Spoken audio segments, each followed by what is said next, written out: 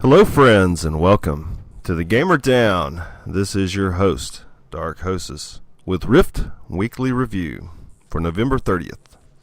And it might be one of the last ones. I know I've kind of said that before, but the time's finally coming here, And as you see, the time is coming for Rift as well. They're having free-to-play weekends almost every weekend, so there's really almost not even a point to subscribe right now. They're having so many free-to-play weekends. It's just a sign of the times, Scott Hartsman, he recently came out with an interview with Eurogamer.net, and in that interview, they brought up the free-to-play. They brought up the subject, and he was, of course, staunch. No way we're going free-to-play. There's no way we're going free-to-play, but I've heard it before, and I won't be fooled again. I remember having in-depth conversations with the Turbine developers about Lord of the Rings Online, and look at it now. They were like, oh, no way, that's the furthest thing from our minds, and they're so staunch about it. They were like, no way we're going that way. City of Heroes is another game recently that's gone free-to-play, and they were the same way. They were like, if there's anything that you guys should know, we'll never be free to play. And look at them now. I mean, it's almost I imagine embarrassing for them. But what else are they going to say? Are they going to say we're going free to play and then completely kill their subscription base? No. They're going to say they're doing great and that they're just having new subscribers every day, and that they'll never go free to play. They're saying what needs to be said for their company. I mean, if Scott Hartsman came out and said, "Oh, we're losing subs by the dozens, and we're going to be free to play in no time," then you can imagine what would happen. It would be a huge blow to the company. So he's saying whatever he has to say. He's the front man for the company, and I've never seen any developer have to eat his words, after saying that they weren't going free to play. Nobody's ever held these developers accountable after they've said, no way, they're not going free to play. And then a year or two later, it seems like people seem to forget, but I don't forget. And you can mark this time right now where Scott Hartsman has said it, and then you can mark the time when they actually go free to play. And as you see me in Rift, I'm just, kind of screwing around like everybody else here. And I'm telling you, like the server populations are way down right now. Just go to the general forums and look what the topics are. One topic was, I lost 30 friends today for Star Wars The Old Republic.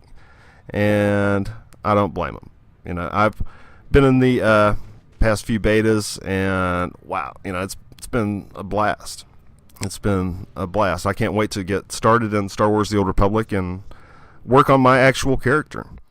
In fact, that's what I've been playing recently, I haven't been playing too much Rift. And Star Wars The Old Republic, they're kind of in open beta right now, so people who are really interested in it are in the betas as well, and they're checking them out. And what I heard in the general chat, in Star Wars The Old Republic was, man, I'm so buying this game. This game is amazing and everything like that. Sure, there's some negativity here and there, from people who've played a while, that saying that the higher levels that there's problems, that some bugs, maybe not enough content, but we'll see. But the problem with Rift and like Star Wars The Old Republic as competition-wise, by the time people are done with Star Wars The Old Republic, even if it isn't that great, by the time they're done with it, there's going to be other games coming out, like Guild Wars 2 and other things to keep people interested. Even WoW. Do I dare say WoW? Yes, I dare say WoW. WoW has been a great game for many years. And Mists of Pandaria, even though that's even not really my bag, it seems very geared towards a younger audience. And even like with the Pokemon stuff they're doing, I mean, I will be doing coverage for the beta of that.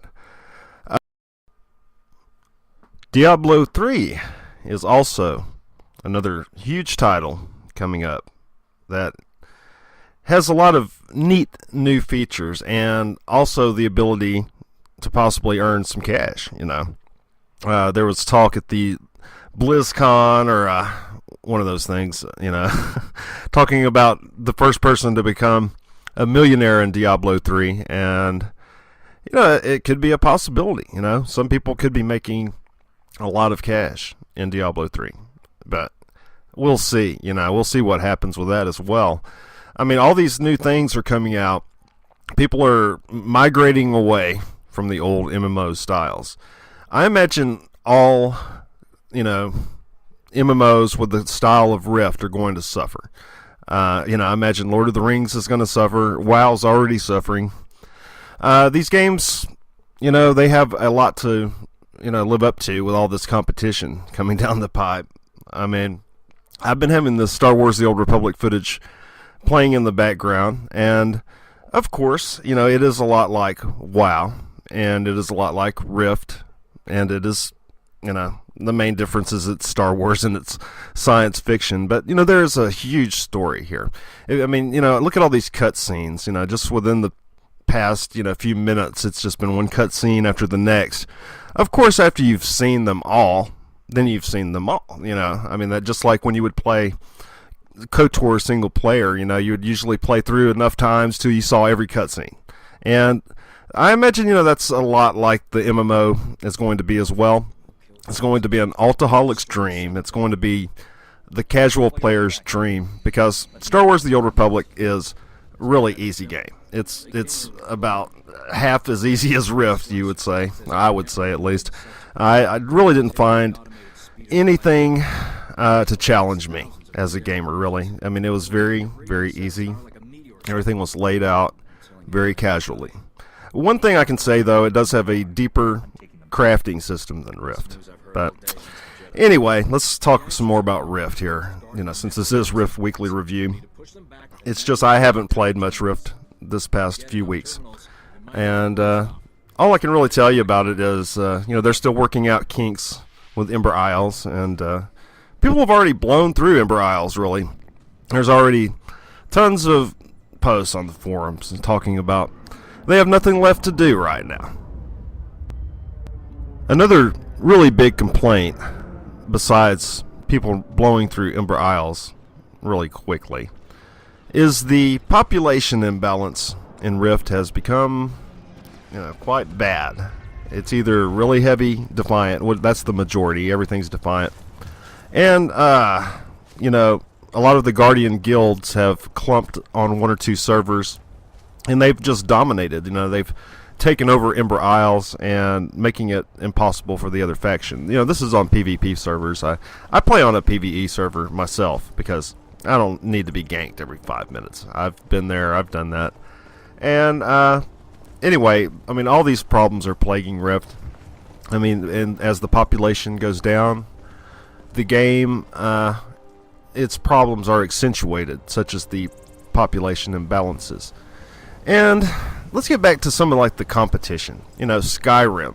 Skyrim just came out, and I can't get enough of this damn game. I love this game. It is one of my new number one games here. I mean, if I was trapped on an island and given the choice of one game, it would probably be like Skyrim. It used to be like Oblivion, and it's just the replayability and the entertainment value is near endless, near infinite. And lots of people have discovered Skyrim, and they're playing it instead of Rift right now as well. I mean, if I had my choice of any game right now to play, it would be Skyrim, even over like Star Wars The Old Republic and everything. But the thing about Oblivion games and Elder Scrolls games is they last for a certain period of time. I mean, after a couple of months, usually, you're ready to go back to your MMOs and all that. But, you usually don't quit your subscription to your MMO for a game like the Elder Scrolls. You really don't. I mean, it's just something you play on the side. But the reason I'm showing Star Wars The Old Republic and I'm showing Skyrim, is so people can find out where their friends have gone from Rift, because this is probably where they are. They're probably playing Skyrim, or they're probably in the Star Wars: The Old Republic beta. Yeah, I mean, I've been on the servers recently, and I was really astounded at the population drop. I was like, wow, just overnight. And, there's really no other explanation except for the upcoming of Star Wars: The Old Republic and the release of Skyrim. And there's also, a few people over here, want to go play Modern Warfare 3 and Battlefield 3, the first-person shooter audience that also play MMOs. There's been so much competition for Rift these days, and despite what Scott Hartsman says, that they're growing and they'll never go free to play, that's what the guy has to say. If he said anything else, he would be fired immediately. It would be his last day on the job. He has to say the best face for his company. He cannot say anything else. But yeah, everybody's playing Skyrim, and everybody's playing Star Wars: The Old Republic, and everybody's playing Modern Warfare 3, and all these badass games are out right now. So if you are wondering where the Rift population has gone, here it is. People probably haven't killed their sub for Rift yet. They're probably still logging in and checking in, or maybe doing their dailies, but I'm sure they're getting really tired of the dailies. I mean, all Rift has to offer right now is the little Yule Festival going on with a few of the repeat dailies that it's just a rehash of so many other quests that we've done for dailies, and people are really bored of Rift. I know I'm been bored of Rift myself.